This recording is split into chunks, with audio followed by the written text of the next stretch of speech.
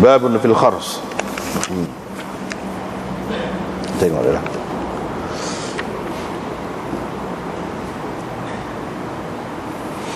Ini bab zakat hamba. Imam Abu Dawud dengan sanad yang meriwayatkan daripada Abi Hurairah daripada Nabi sallallahu alaihi wasallam, baginda bersabda, tidak ada zakat atau tidak dikenakan zakat pada kuda dan hamba kecuali zakat fitrah pada hamba. Dengan sanad yang Imam Abu Dawud meriwayatkan daripada Abi Hurairah bahawa Rasulullah sallallahu alaihi wasallam bersabda, tidak dikenakan ke atas orang Islam pada hambanya dan pada kudanya zakat. Ini bab zakat tanaman. Dengan sanad yang Imam Abu Dawud meriwayatkan daripada Salim bin Abdullah daripada ayahnya, yakni Abdullah, katanya Rasulullah sallallahu alaihi wasallam bersabda, "Fima saqatis sama' wal anhar wal uyun." Tanaman yang disirami oleh langit, oleh air hujan, sungai dan mata air, au kana ba'lan, ataupun ia merupakan ba'al, yakni yang tidak disirami, al-ushur, dikenakan 1/10 daripada hasilnya. Wa fima suqiya bis sawani wan nadh nisful ushur, dan tanaman hasil daripada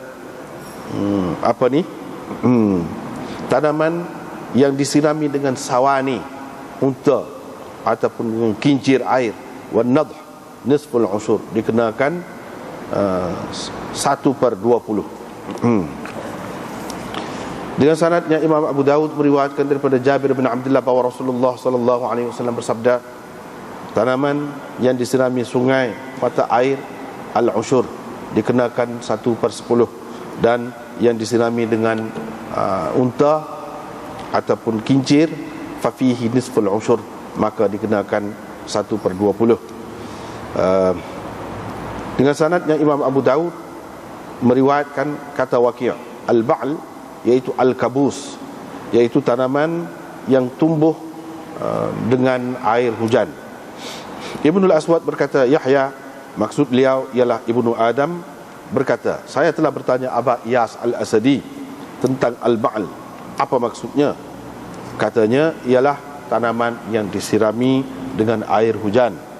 Dengan sanadnya Imam Abu Dawud meriwayatkan daripada Mu'adz bin Jabal bahawa Rasulullah sallallahu alaihi wasallam telah menghantarnya ke Yaman.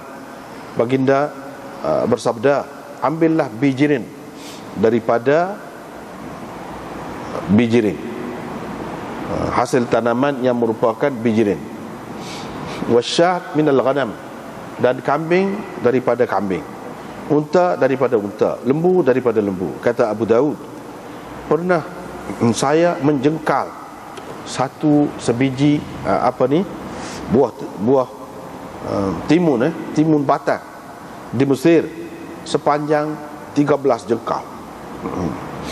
Dan pernah saya melihat buah limau dibelah dua di atas seekor unta, dengan sama belahannya di atas seekor unta. Ini bab zakat asal madu. Dengan sanadnya Imam Abu Dawud meriwayatkan daripada Amr bin Shu'aib daripada ayahnya, daripada datuknya, katanya Hilal, iaitu salah seorang daripada Bani Muta'an, pergi kepada Rasulullah sallallahu alaihi wasallam dengan membawa usyur 1/10 daripada madu lebahnya, daripada lebahnya, yang maksudnya madu lebahnya. Wa kana sa'alahu an yahmiya wadiyan yuqalu lahu salabah ataupun salbah. Dia pernah meminta dengan Nabi supaya Nabi memberikan kepadanya satu lembah yang dipanggil salbah ataupun salabah. Nabi SAW memberikan kepadanya lembah itu. Bila Umar dilantik menjadi khalifah, Sufyan bin Wahab menulis surat kepada Umar bin Al-Khattab di mana dia bertanya tentang lembah itu. Umar menulis, jika dia memberikan kepadamu apa yang selalu diberinya kepada Rasulullah sallallahu alaihi wasallam dahulu berupa usyur, iaitu 1/10 daripada hasil madu lebahnya, fahmilahu salabah, maka teruskan salabah itu menjadi teruskan salabah itu dijadikan miliknya. Wa illa, kalau tidak, yakni kalau dia tidak bagi, fa innama huwa dhubabu ghaith ya'kuluhu man yasha, maka ia tidak lebih daripada lalat hujan, yakni hasil daripada lalat hujan, yakni lebah lah, lebah umum yang boleh dimakan oleh sesiapa yang mahu. Dengan sanadnya Imam Abu Daud meriwayatkan daripada Amr bin Shu'aib, daripada ayahnya, daripada datuknya lagi, bahawa Syababah adalah suku kaum daripada kabilah Faham. Fadzakara nahwahu, lalu perawi menyebutkan sama seperti hadis sebelumnya. Qala, dalam riwayat ini disebut min kulli 10 qirbah, dikenakan setiap 10 gereba satu gereba. Setiap 10 gereba madu dikenakan satu gereba. Sufyan bin Abdullah Al-Thaqafi berkata, qala, dia kata, yakni Abdul Rahman kata, wa kana yahmi lahum wadiyain. Nabi SAW memberikan kepadanya sebagai hima, yakni kawasan larangan kepada orang lain, dan dikhususkan kepadanya 2 lembah. Zada, perawi menambahkan, fa'addau ilaihi ma kanu yu'adduna ila Rasulillah. Mereka membayar, memberikan apa yang selama ini mereka berikan kepada Rasulullah sallallahu alaihi wasallam. Wa hamalahum wadiyaihim, kerana itu Umar terus mengekalkan 2 lembah itu sebagai kepunyaan mereka. Dengan sanadnya Imam Abu Daud meriwayatkan daripada Amr bin Shu'aib, daripada ayahnya, daripada datuknya, bahawa ada satu suku kaum daripada Faham, sama seperti hadis yang diriwayatkan Mughirah, maknanya itu sama dengan makna hadis yang diriwayatkan oleh Mughirah sebelum ini. Cuma dalam sanad ini, dalam riwayat ini, dia sebut setiap 10 gereba madu dikenakan 1 gereba. Wa qala, dan perawinya menyebutkan wadiyaini lahum, 2 lembah kepunyaan mereka. Babun fi kharsil inab, ini bab tentang menganggar buah anggur, menganggar buah anggur yang akan keluar daripada pokok anggur. Dengan sanadnya Imam Abu Daud meriwayatkan daripada Attab bin Asid, katanya Rasulullah sallallahu alaihi wasallam menyuruh agar dianggarkan inab, buah anggur, seperti mana dianggarkan buah kurma, dan diambil zakatnya dalam bentuk buah zabib, seperti mana diambil zakat buah kurma sebagai ataupun dalam bentuk buah tamar. Dengan sanad satu lagi, supaya juga riwayat daripada Ibnu Syihab dengan sanadnya dan makna hadis yang tersebut sebelum ini. Tengok dulu sekali.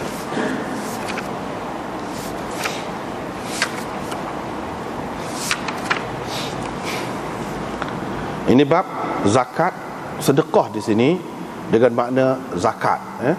Sebab sedekah ni umumnya kita faham dengan makna hak sunat, bukan hak wajib. Adapun zakat itu wajib, tapi oleh kerana dalam Quran pun ada juga guna perkataan sedekah ni dengan makna zakat, innamas sadaqatu lil fuqara wal masakin, dan ayat itulah sedekah di situ maksudnya zakat.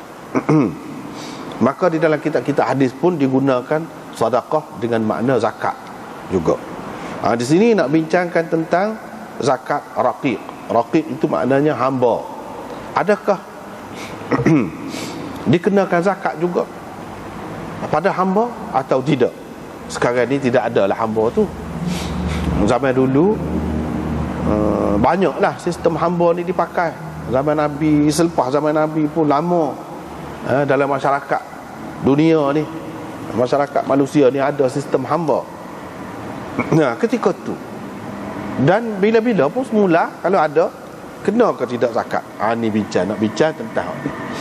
Dan seperti mana kita maklum, Semua pun jangan lupalah asas tu, iaitu Imam Abu Daud maksud dia dengan kitab dia ni, dia nak ayat dalil bagi masing-masing ulama dalam perkara khilaf, dalam hukum-hukum yang khilaf, dalil kepada masing-masing. Orang hak kata kena, hak kata tidak kena, dia pegang kat mana. Antaranya hak dia kemukakan lah, hak dia kemukakan ni. Inilah menjadi berdalil kepada mana-mana pihak. Hak tak terima tu dia adalah dalil lain pula. Gitulah.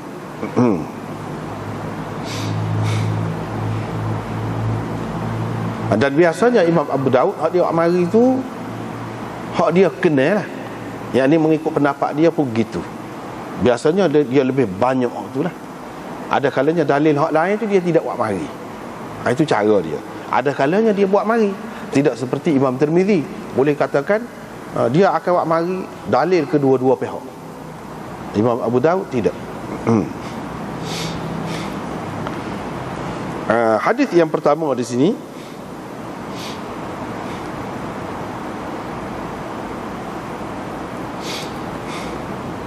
ialah hadis daripada Abi Hurairah. Hadis yang kedua pun dalam bab ni rupa juga daripada Abi Hurairah. Tapi hadis yang pertama ni, kalau kita perhati dalam sanad dia ada rajul dia sebut. Cuba kita perhati. Tu kan baca tu. Haddatsana Ubaidullah an rajulin an Makhul. Rajulin. Ubaidullah meriwayatkan daripada seorang lelaki. Lelaki itu meriwayatkan daripada Makhul. Siapa lelaki itu? Tidak disebut. Bila tidak disebut, ini orang panggil perawi ni majhul. Bila perawi majhul ada dalam sanad hadis, maka dia jadi dhaif hadis itu. Itu kaedahnya. Cuba kita perhati di sini, an rajulin, dalam kitab ni syarah ni 102. Hafiz Ibn Hajar dalam Tahdzibut Tahdzib kata fil mubhamat, dalam bab perawi-perawi yang samar, tidak jelas siapa yang dimaksudkan. Ubaidullah bin Umar al-Umari an rajulin an Makhul an Iraq bin Malik an Abi Hurairah.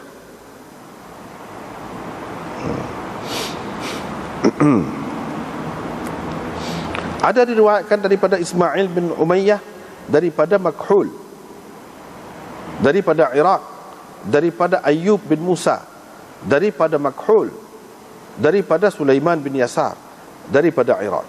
Qala fi at-Taqrib, dalam Taqribut Tahdzib pula dia kata Ubaidullah al-Umari an rajulin an Makhul ka'annahu Ismail, macam Ismail kata dia. Tetapi tidak, Ismail itu berdasarkan riwayat sebelum itulah. Dalam Tahdzibut Tahdzib dia sebut yang dimaksudkan dengan rajul itu ada diriwayatkan daripada Ismail bin Umayyah, daripada Makhul. Kira-kiranya sini, tapi tidak jelas, tak pasti, agak-agak berdasarkan riwayat yang lain, berdasarkan riwayat yang lain.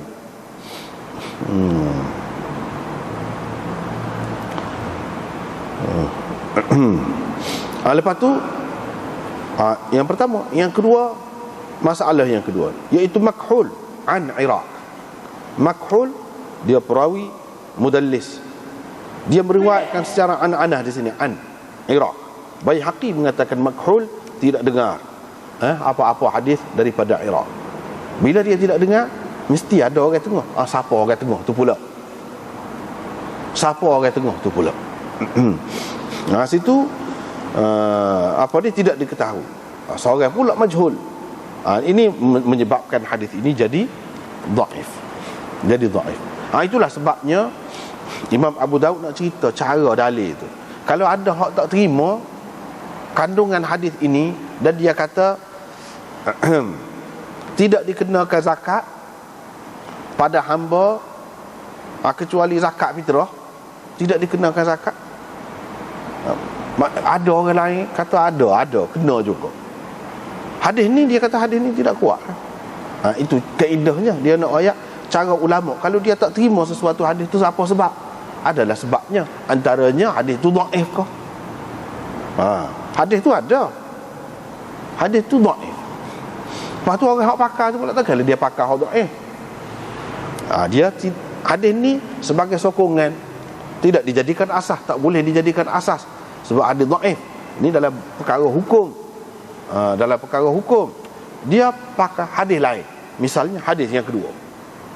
Hadis yang kedua. Dan hadis ni sebagai sokongan saja. Itu kaedah dia pakai hak ni. Lepas tu orang hak tak pakai hadis yang kedua ni pula, dia ada takwilan yang lain pula. Dia ada takwilan yang lain pula. Hak ni riwayat daripada Abdullah bin Maslamah, daripada Malik, yakni Imam Malik itulah, daripada Abdullah bin Dinar, daripada Sulaiman bin Yasar, an Iraq bin Malik, an Abi Hurairah. Yakni sanad yang lain daripada yang tadi. Di sini disebutkan Rasulullah sallallahu alaihi wasallam bersabda, tidak dikenakan pada hamba dan kuda orang Islam zakat, tak kena. Antara satulah Daud Zahiri mengatakan tak kena berlaku. Kuda ke, hamba ke, lelaki ke, perempuan ke, tak kena. Dia pegang dengan tu. Itulah pegangannya. Sebab tu kita tengok dalam syarah ni 103. Cuba tengok bawah tu. Wastadalla bihi man qala min ahli adh-dhahir bi'adami wujubi az-zakat fihima mutlaqan walau kana lit-tijarah. Puak-puak ahli zahir pegang dengan hadis ni lah. Dia mengatakan tidak wajib zakat itu secara mutlak. Hamba ke, kuda ke, secara mutlak, tak kira dibuat untuk berniaga ke, diternak ke, kita pakai ke, untuk khidmat ke hamba tu ataupun kuda tu untuk dinaiki, dijadikan kenderaan ke, tak cara, tak kena berlaku. Kalau buat niaga pun tak kena. Hamba tu pun sampai dulu orang berniaga juga, berniaga hamba. Kuda tak kena berlaku. Inilah pegangan Daud Zahiri, dia pegang dengan zahir hadis ni. Dia pegang dengan zahir hadis ni. Wa ujibu, tapi golongan yang lain yang kata kena kalau buat nego. Termasuk Imam Syafi'i, Imam Malik dan lain-lain lagi. Dia kata kalau buat nego, hamba ke, kuda ke, kenalah zakat perniagaan, sebagai zakat perniagaan.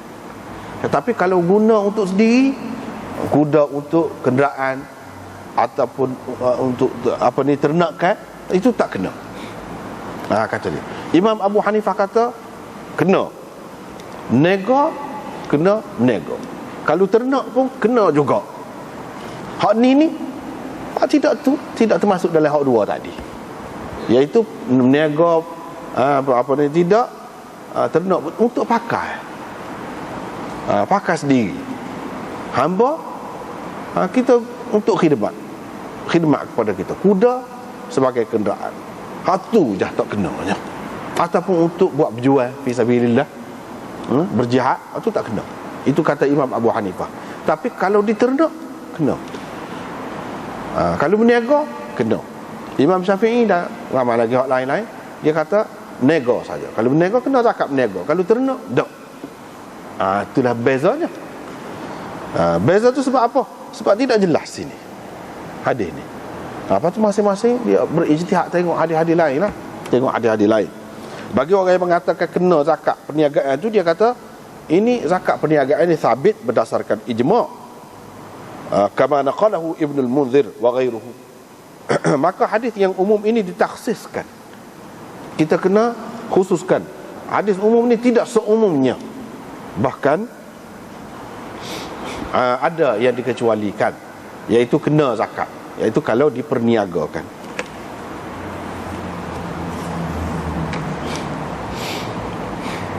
Tapi kalau untuk pakai sendiri, untuk khidmat, untuk gitu, memang ijma', tak kena zakat lah. Memang pakai, hadis ni tetap dipakai.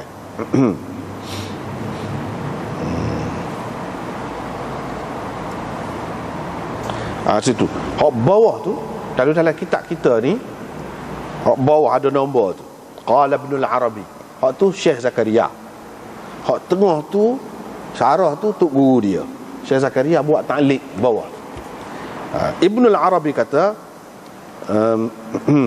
hak maksud hadis ni bukan untuk berniaga, untuk guna untuk sendirilah.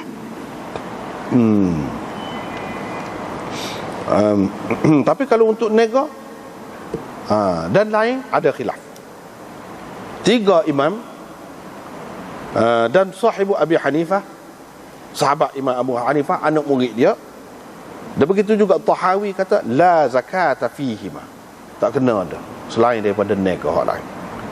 Wa qala al-imam Zufar, wa qala al-imam Abu Hanifah dan Zufar anak murid dia, wa man ma'ahuma min as-salaf fiha zakat, kena juga zakat. Kadza fil aujaz, ini dia petik daripada kitab dia sendiri, Aujazul Masalik. Ini rekah. Itu pun kita sebut tadilah. Gitulah khilafnya.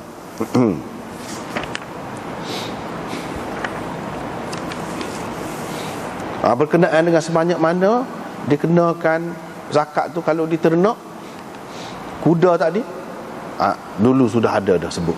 Yang ni berdasarkan nilai harga dia tu. Bukan berdasarkan bilangan dia seperti lembu kau, seperti unta kau dulu dak. Dulu ada sebut dah. Di situ ada, boleh tengok situ. Babu sadaqatiz zar'i. Ini bab zakat tanaman. Imam Abu Dawud dengan sanad yang meriwayatkan daripada Abdullah bin Umar.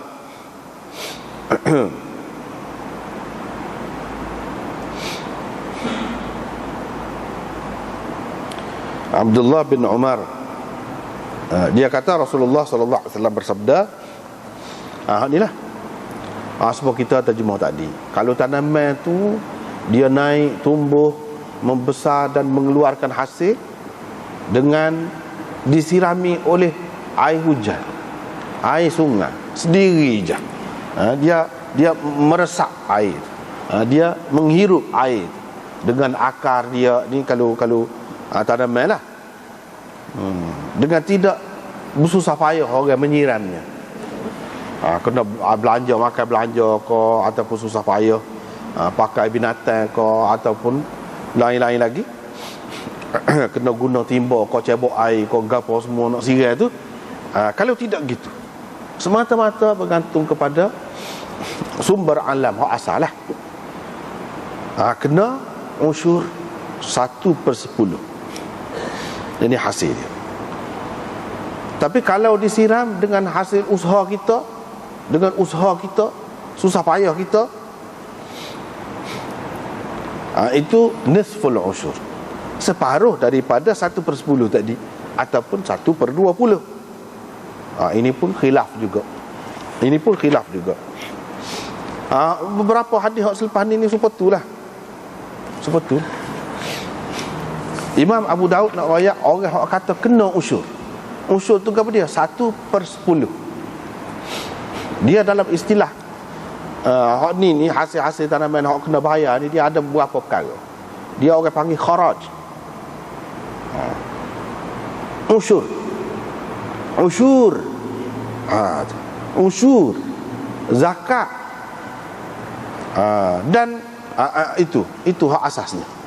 Selain daripada tu mungkin cukai kau boleh dikenakan. Ni hak asas dia, hak ada dalam hadisnya beberapa perkara. Kalau kata kharaj, iaitu hasil daripada tanah yang dimiliki oleh orang kafir, dengan perjanjian taat setia kepada pemerintah Islam. Hasil tanaman dia tu dia kena bayar, orang panggil kharaj. Cukai lah, semacam cukai. Dan tanah tu tetap menjadi milik dia. Tapi kalau kepunyaan orang Islam, hasil dia tu kena bagi kepada pihak kerajaan sebanyak yang disebutkan di sini. Usyur. Orang panggil usyur, orang tidak panggil kharaj. Kalau usyur itu cukai, boleh jadi daripada custom ko, dalam bentuk-bentuk lain lah. Itu orang panggil usyur.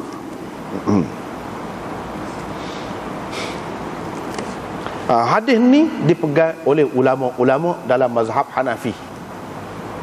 Umar bin Abdul Aziz dan ramai lagi orang lain juga pegang lagu ni. Tetapi Imam Syafi'i dan ramai lagi orang lain, dia tidak pegang dengan hak ni. Dia tidak pegang dengan hak ni. Dia pegang dengan hak mana? Hak dulu. Hak kita sudah baca dah dulu. Laisa fima duna khamsati awsuq sadaqah. Kalau kurang daripada 5 wasak, tidak dikenakan zakat. Hak ni dia tidak sebut ni kalau kurang, kalau lebih kau tak. Kurang kau lebih kau dak. Kena berlaku. Adapun hak tu, demo ni pegang dengan hak tu. Kalau lebih daripada 5 wasak, baru ada kira-kira. Seperti dulu kita sudah baca dah. Sebanyak mana. Tetapi bagi Imam Abu Hanifah dan orang sependapat dengan dia, tak kena berlaku. Dan hasil tanaman ni tidak khusus dengan bijirin macam gandum, padi dan sebagainya. Bukan dengan hak tu saja, semua sayur sekalipun. Bahkan sayur tu lagi kenanya kata dia. Yang ni kalau seseorang tu boleh 10 ikat lah kita, 10 berkah kita tu. Satu berkah daripadanya tu kena bui sebagai zakat. Mengikut mazhab dia.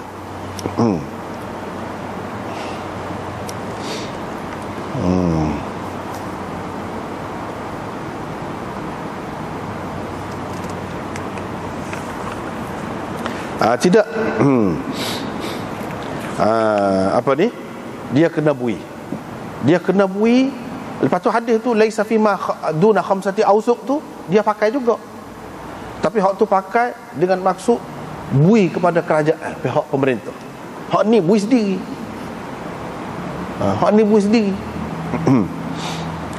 Orang-orang lain dia tidak pakai hak ni. Tidak pakai. Ni dia kira suatu ketika dahulu. Kemudian bila ada hadis laisa fi ma duna khamsati awsuq, hadis ini sudah tidak dipakai lagi. Hadis ini sudah tidak dipakai lagi. Hadis tu yang menentukan kedudukan seseorang itu kaya ke sesok. Sebab hakikat zakat ini diambil dalam hadis-hadis disebut, diambil daripada orang kaya dan diberikan kepada orang miskin.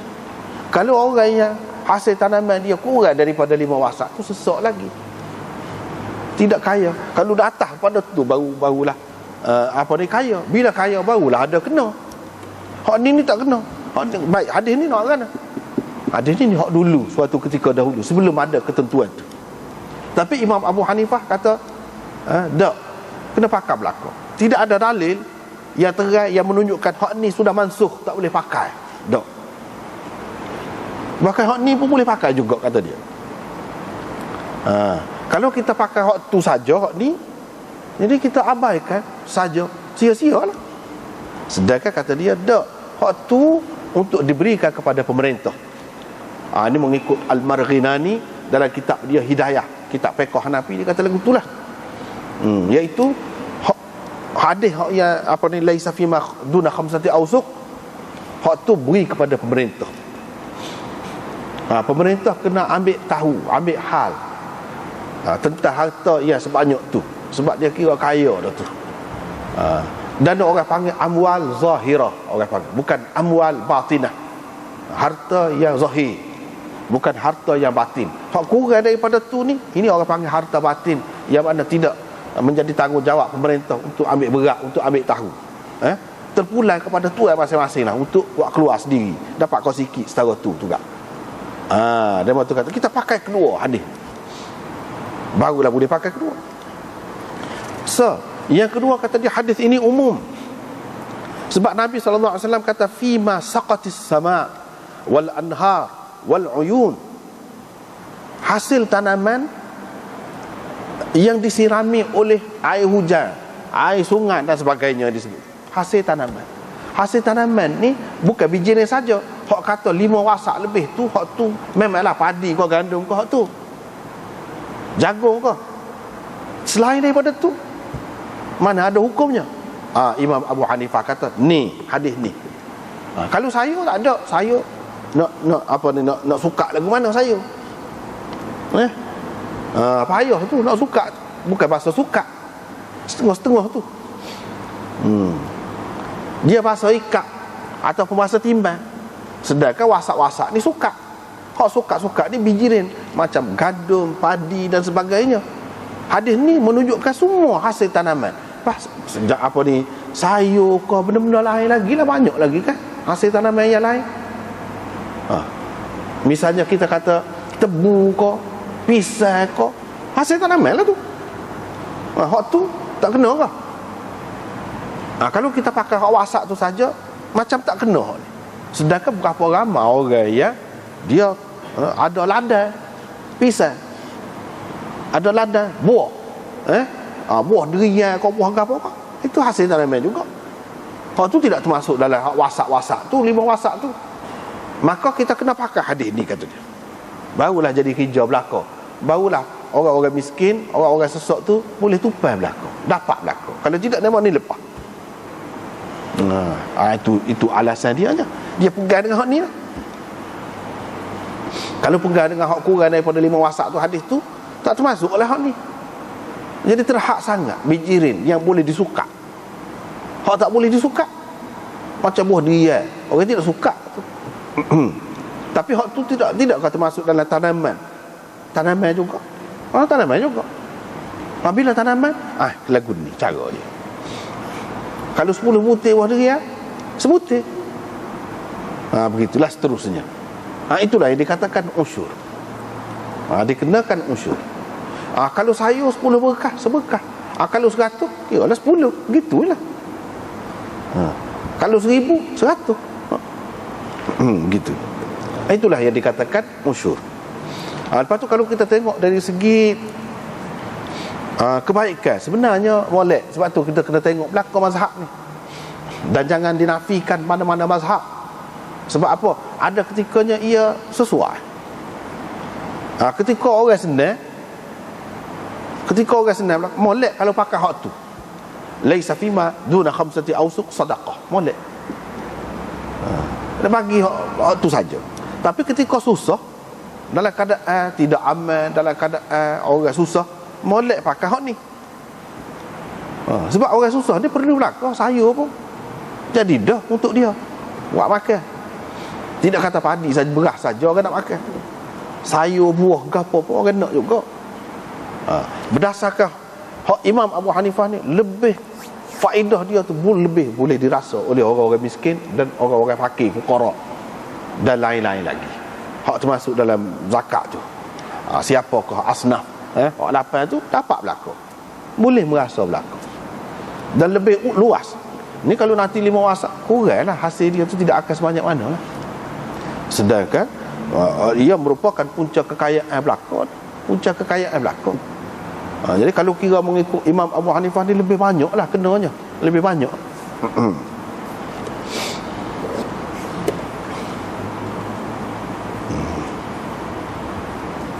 Dan dia pegang dengan dalil umum.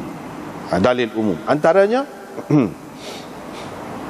ya ayyuhalladzina amanu anfiqu min thayyibati ma kasabtum wa mimma akhrajna lakum minal ard. Wahai orang-orang yang beriman, belanjakanlah sebahagian daripada hasil usaha kamu yang baik-baik, dan sebahagian daripada apa yang kami keluarkan untuk kamu daripada bumi. Jadi hasil bumi ni tidak padi, tidak gandum yang boleh disuka saja, banyak lagi hak lain. Dia pegang dengan umum tu, lepas tu dia capur dengan hadis ni pula. Tu yang jadi timbul ada kena unsur itu. Jadi lepas tu, adakah unsur ini zakat? Adakah unsur tu zakat? Tu lah. Bagi Imam Abu Hanifahnya, ya, di sini dalam bab ni unsur itu zakat lah.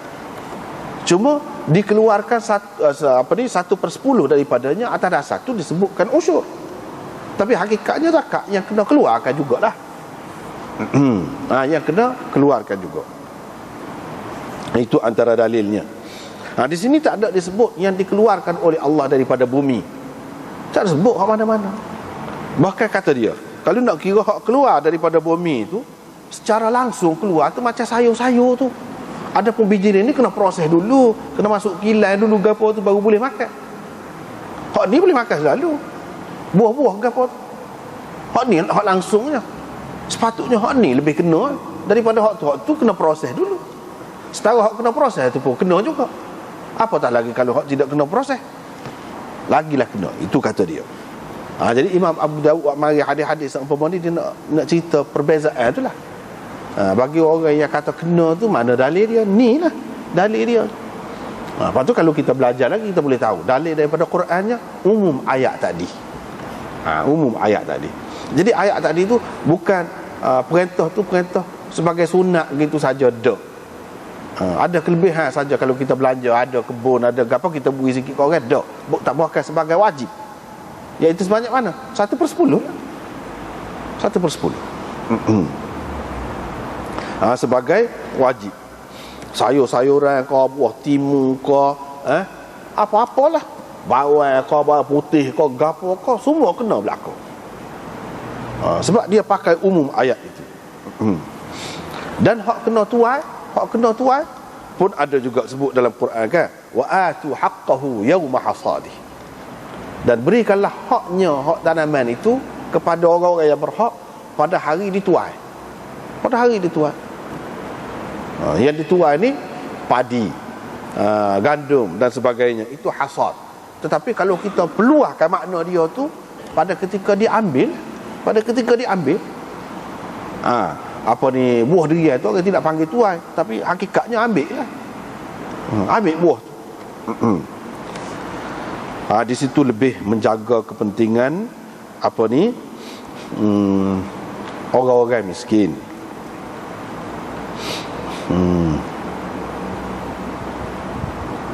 Lepas tu ada hadis pula, hadis kata tu laisa fil khudrawat sadaqah. Sayur-sayuran tidak dikenakan zakat tu lagu mana pula? Demo tu jawab, kata kena tu memang tidak dikenakan dari segi kewajipan kerajaan atas kerajaan. Dak, hak ni bui sendiri. Tidak kata dengan pengawasan kerajaan. Dak. Hak ni tanggungjawab sendirilah dia dengan Allah Subhanahu Wa Taala. Ini orang panggil dia kena bayar secara dianah. Secara dianah.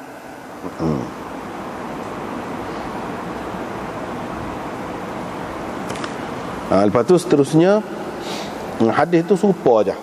Cuma dia ada tafsiran dalam hadis tu. Al-ba'l tu apa maksudnya, iaitu al-kabus, tanaman yang apa ni, hasil daripada apa ni, air hak semula jadilah, tidak dengan disiram, yang tumbuh sendiri.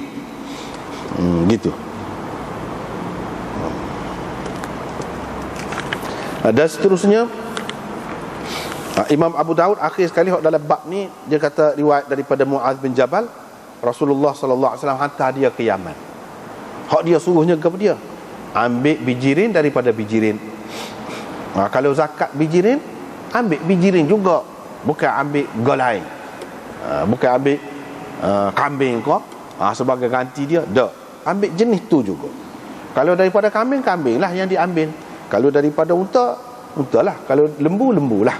Ini ambil mengikut binatang tu, benda tu, binatang kau, bijirin kau, ambil hak jenis tu. Itulah yang sebaik-baiknya. Itulah yang sebaik-baiknya kepada pemungut zakat itu. Tetapi ada kalanya kalau dalam mazhab Hanafi payah ataupun mungkin tidak diperlukan sangat, boleh dikira nilai berdasarkan nilai dia. Tapi ini hak asal. Hak asal. Kalau tu dia fikir molek bagi nilai dia duit kah, kita kata nilai dia tu duit kah, dan duit itu lebih mudah untuk dibahagi kepada orang miskin sebagaimana yang dipakai tempat kita lah ni pun gitu juga kan. Tidak kata ambil padi, ambil beras, lepas tu bui beras. Tak, ambil pitih nilai dia. Boleh juga. Tapi inilah yang asalnya. Yang asalnya. Jadi orang-orang yang tak say guna nilai tu, dia nak guna asal, dia ada dalil. Dia ada dalil. Dalilnya hak ni lah. Hak ni dari segi ambil, dari segi bui pun gitu juga. Dari segi bui, keluar bui kepada orang miskin tu. Kalau dia ada padi, bui padi.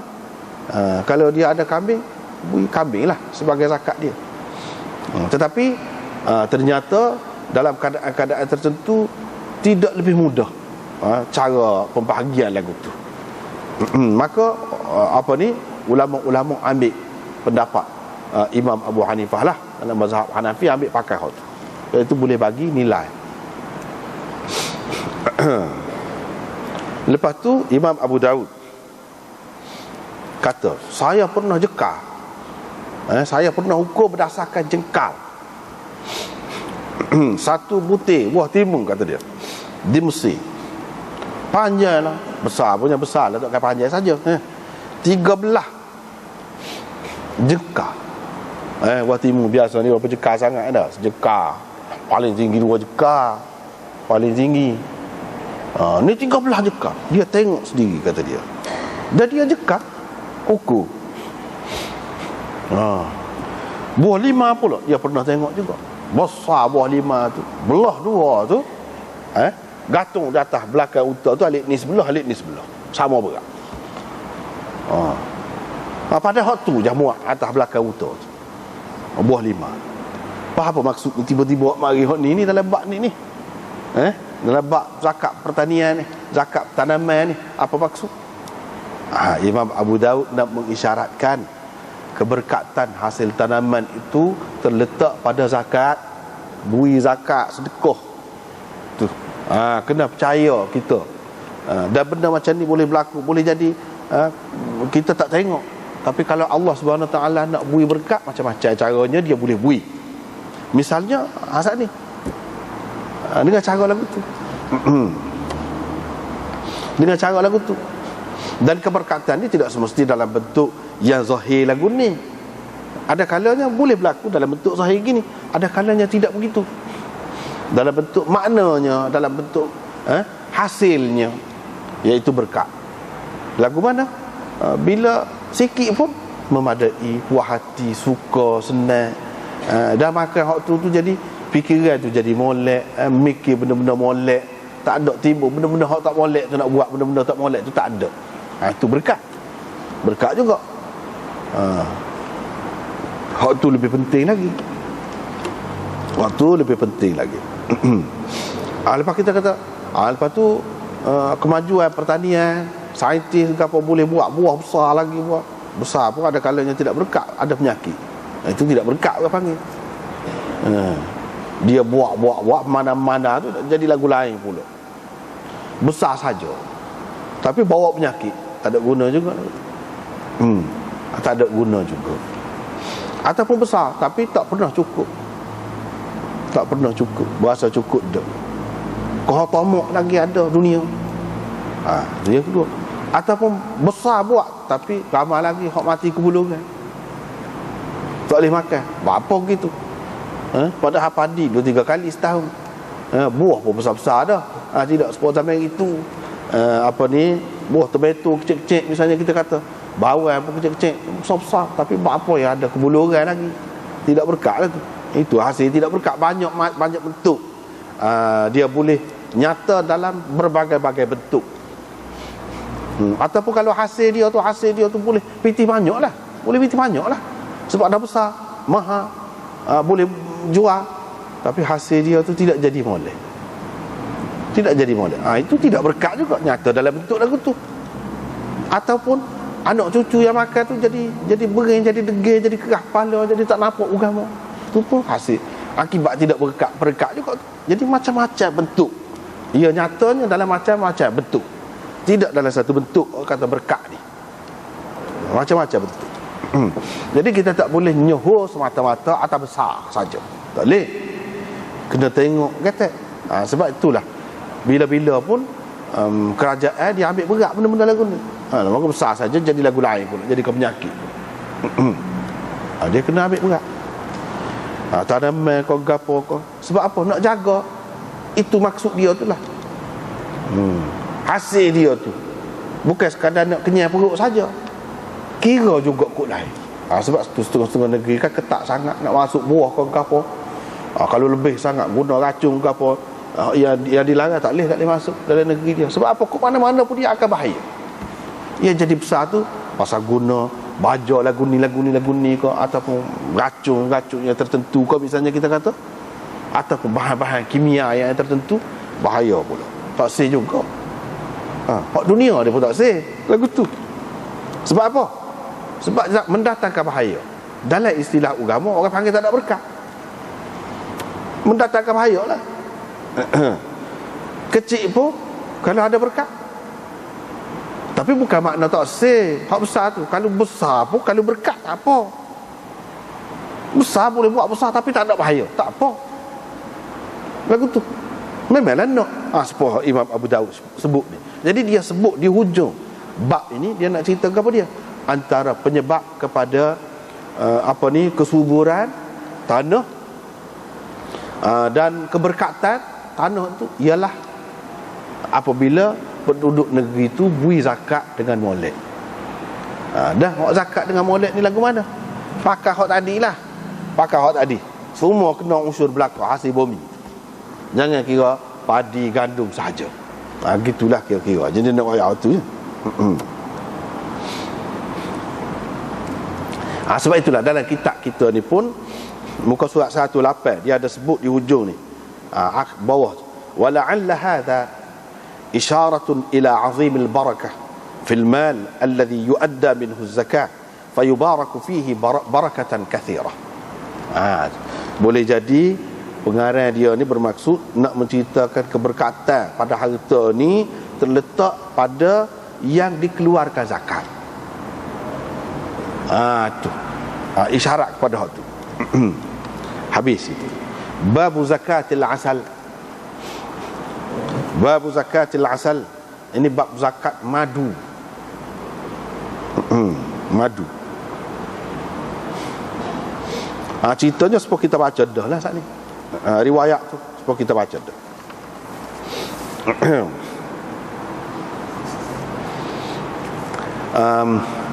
Hadis ini menjadi dalil. Kalau nak tengok dalam kitab ni 110 boleh tengok bawah tu. Hadis-hadis ini menjadi dalil. Hadis ni dan hadis-hadis umpama ni banyak lagi hak lain dengan lafaz yang lain. Dalam kitab lain pun banyak. Menjadi dalil kepada wujubnya usyur 1/10 pada madu. Siapa dia yang buat dalil hak ni? Sebab kita tahu dah Imam Abu Daud ni dia mari dalam kitab dia nak ayat dalil masing-masing. Siapa dia buat dalil hak ni? Imam Abu Hanifah, Ahmad dan Ishaq. Dan Imam Tirmizi menyebutkan ini adalah pendapat aktsari ahli ilmi, majoriti ahli ilmu, kata lagu ni. Dalam Al-Bahr kitab disebutkan nama kitab tu Al-Bahr, Al-Bahrul Ra'iq ataupun Al-Bahrul lain, tak tahulah tu. Dia sebut dalam kitab tu ada ambil daripada dia ada sebut hak ni juga pendapat Ibnu Umar, Ibnu Abbas, Umar bin Abdul Aziz, dan salah satu daripada dua pendapat Imam Syafi'i, iaitu Imam Syafi'i dalam qaul qadimnya kata kena zakat madu.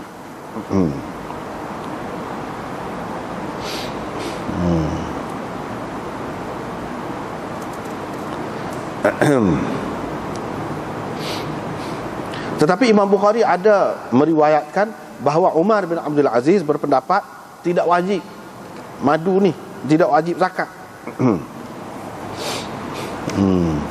Tidak wajib zakat. Tetapi di situ masih khilaf lagi lah, ni kata gini, bahas masing-masing lah. Imam Syafi'i, Malik, Imam Syafi'i yang di dalam qaul jadidnya, Malik dan Thawri, Ibnu Abdul Bar kata ini pendapat jumhur pula. Tadi Tirmizi kata hak tu yang jumhurnya, hak kata wajib zakat tu, madu tu hak jumhurnya. Ibnu Abdul Bar kata hak ni pula hak jumhur, iaitu tidak wajib zakat. Madu ni tidak wajib zakat. Ini pendapat Syafi'i dalam qaul jadid, Malik dan Ats-Tsauri. Ini kata tidak wajib zakat.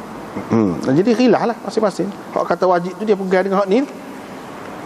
Dan Imam Abu Hanifah kata kena lah berdasarkan hadis ni, iaitu kalau seseorang tu dapat 10 greba, 1 greba itu makna 1/10. Kalau 10 beldi, sebeledi dia kena bui sebagai zakat. Tapi kaedahnya seperti tadi lah, dia bui sendiri hak ni, bui sendiri. Tidak kata nanti kerajaan kena paksa kau kena bui kepada kerajaan, buka kaunter khusus pula.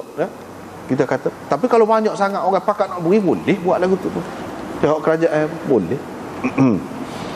Kalau tidak, bui sendiri. Ini pendapat mereka. Ini termasuk dalam masalah khilaf. Imam Abu Daud buat mari hak ni, dia tak mari hak kata tak kena. Sebab apa? Sebab tu guru dia Imam Ahmad pun kata kena je. Dia serupa tu lah. Sebab tu anak kata dah, Imam Abu Daud ni biasanya lagu tu cara dia. Kalau hak dia kena, dia mari hak tu lah. Orang-orang lain pun lagu tu juga. Kita tak boleh deki, kita tak boleh kata apa dia tak mari, tak adil lagu tu. Dia bukan nak oyak masalah pendapat orang, nak oyak hak dia.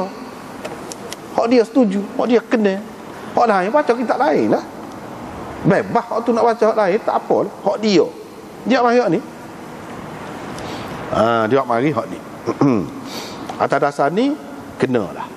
Artinya semua benda hasil mahsul pendapatan ni kita kata kena. Dan kalau kita mengikut mazhab Hanafi ni, orang kata zakat pendapatan, gaji gotu-go ni, dia sampai luas sampai gitu, sebenarnya dia pakai asasnya mazhab Hanafi. Asasnya adalah mazhab Hanafi. Tetapi dia ada pula khilaf pula dari segi sebanyak mana nak bagi tu. Khilaf pula. Bukan 1/10. Bukan 1/10, tapi 2,5%.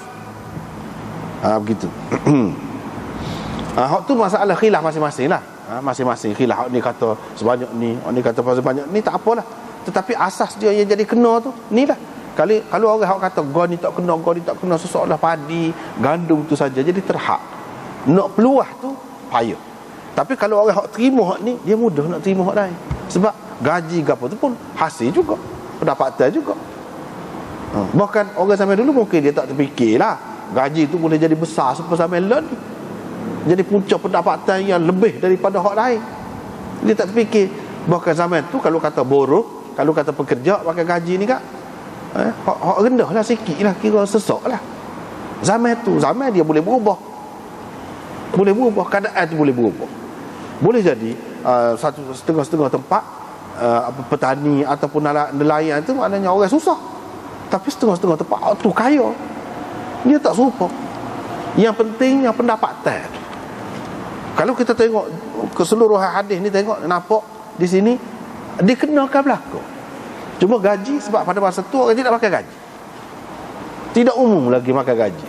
Dan kalau ada pun sikit, tidak boleh dijadikan sebagai asas untuk pendapatan. Yang utama untuk pendapatan tu tidak gitu. Berbeza dengan sekarang ni. Tu timbullah ijtihad. Hak kata lagu ni. Tapi katakanlah kalau orang tak sibui, katakanlah kalau orang tak sibui, masih benda ni khilaf kan? Benda ni khilaf. Tu tidak ada dalam nas. Ada pun pendapat orang kalau dia tak sibui, kita tak boleh kata juga dia orang tak sibui, lakat. Tak boleh, sebab benda ni masih khilaf. Boleh jadi orang tak bui itu dia bui lebih banyak lagi, tapi tidak atas nama zakat, dalam bentuk lagu lain. Sebab tu kita tak boleh kata. Kalau mazhab Syafi'i tak kena ni madu gogo tu ni, tak kena belaka sayur ke tak kena. Kita tak boleh kata dia tak secara kok hak orang miskin. Dia ada lagi dalam bentuk lain untuk buat kebajikan ni, cuma tidak atas nama zakat. Buat kebajikan ni boleh lah ke mana. Dia bukan kata lagu tu juga, walaupun dia tidak kata kena zakat pun. Jadi masing-masing lah tu. Kita tak boleh kata gapo. Tak boleh kata gapo. Tetapi boleh jadi apabila sebuah kerajaan dia pakai hak mana-mana, dia ambil satu. Tu jadi kita kena lah. Kalau kita tak kena pun, kecuali kalau kita simpan lain lah. Kalau kita tak kena pun, dia potong dulu lagi. Dia potong dulu lagi. Boleh jadi kalau kerajaan setuju nak pakai hak mana-mana, dia jadi lagu tu lah. Dia kuat kuasa dalam semua institusi, dia kena gitu. Kita terlibat dengan hak tu, kena je. Kita tak sewi kena kut lain. Gitulah jadinya.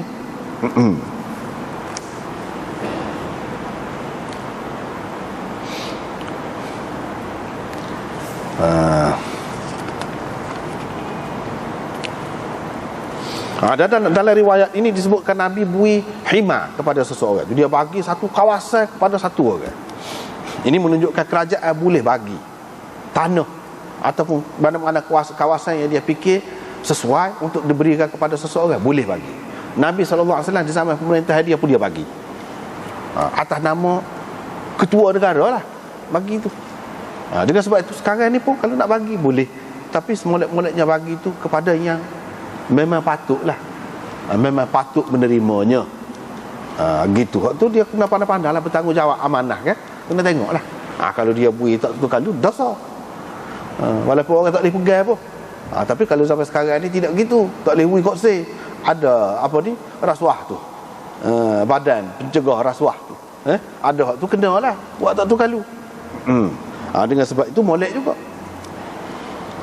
Sayyidina Umar bila di zaman dia, bila dia dilantik menjadi khalifah, orang tanya, lagu mana kawasan-kawasan tu kena zakat ke tidak, madu dia.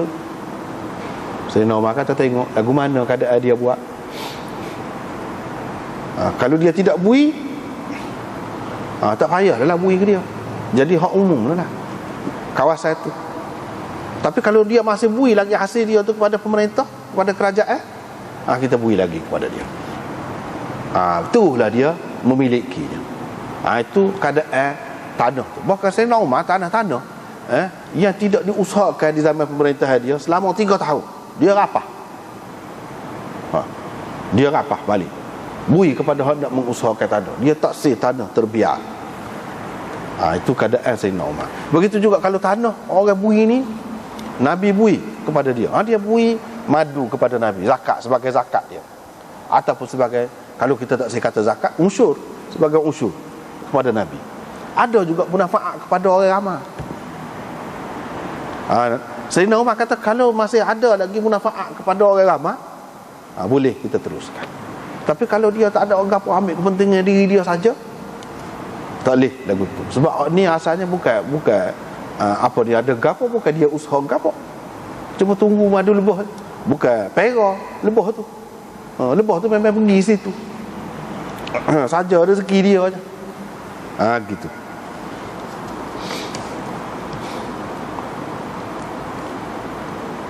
Dan kerajaan dia bui tanah, kalau dia bui apa, dia ada perhitungan dia sendiri. Di zaman Nabi dulu, di zaman sahabat-sahabat Khulafaur Rasyidin, dia bagi tanah, salah satu sebabnya, salah satu maksudnya ialah untuk memperluaskan bandar, biar jadi kampung, biar jadi tempat tinggal orang. Dan biasanya hak dia bui itu bukanlah molek sangat, kena usaha lah, kena usaha. Kalau tidak, orang tak pergi situ jauh. Kalau tak bui, sebab kita ni bukan tanah hutan ke apa, kalau tak bui tidak jadi milik dia, siapa dia nak pergi jauh gitu semua tu, tempat gym tendai orang kata. Tapi kalau jadi milik dia, dia pergi usaha sikit sebanyak, dia pagar, dia buat ke apa, patutlah bui. Jadi orang koramah situ, barulah tidak jadi bersumbat-tumbak di satu tempat. Itu cara dia nak perluaskan, nak memakmurkan negeri itu cara dia.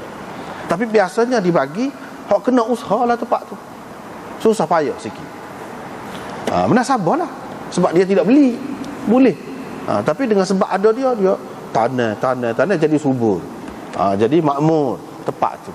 Jadi kau luah lagi kawasan tempat orang boleh duduk, jadi semakin berkembang. Itu tujuannya, bukan saja bui.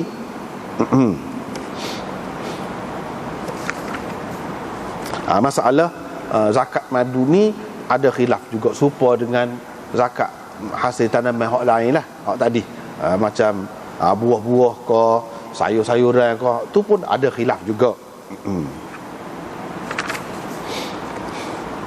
Riwayat hak seterusnya ni pun lagu tu juga, riwayat ni.